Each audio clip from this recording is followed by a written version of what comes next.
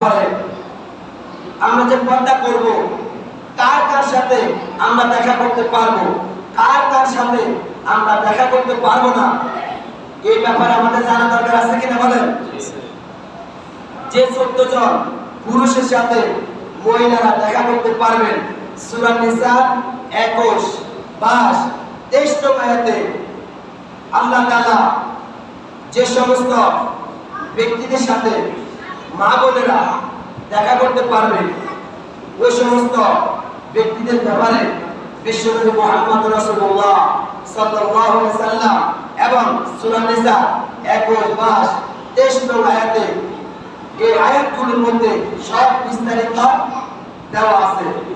এদের সাথে আপনি দেখা করতে পারবেন, তবে মুখমণ্ডল, হাতের কবজি, এটা হাতের কবজি, পায়ের পাতা খোলা রাখবে, বাকি সব জায়গা ঢাকা থাকবে।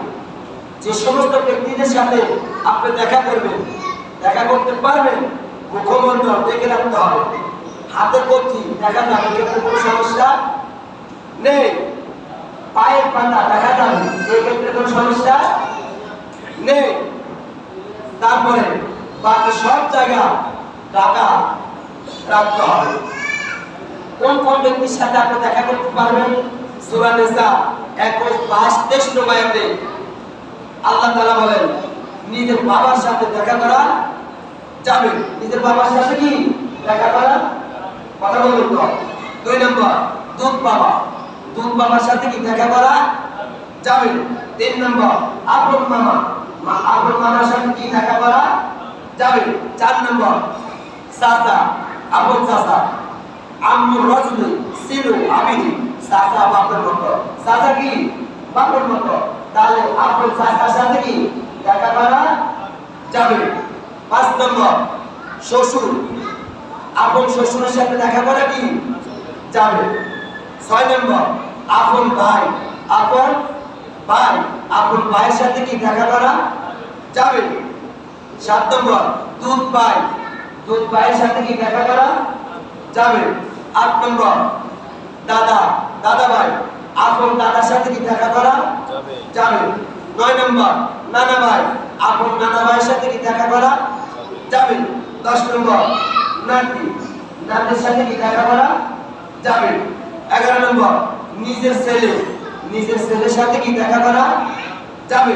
12 নম্বর, ভাইয়ের ছেলের সাথে কি দেখা করা যাবে। 13 নম্বর, বোনের ছেলের সাথে কি দেখা করা যাবে। 14 নম্বর, মেয়ের জামাতার সাথে কি দেখা করা যাবে। এটা কার কথা? আল্লাহ তাআলার কথা। সূরা নিসা 21, 22, 23 নং আয়াতে আল্লাহ তাআলা বলেন, "হুররিমাত আলাইকুম ওয়া উম্মাহাতুকুম ওয়া বানাতুকুম ওয়া বানাতুল আখি ওয়া বানাতুল উম্মি।"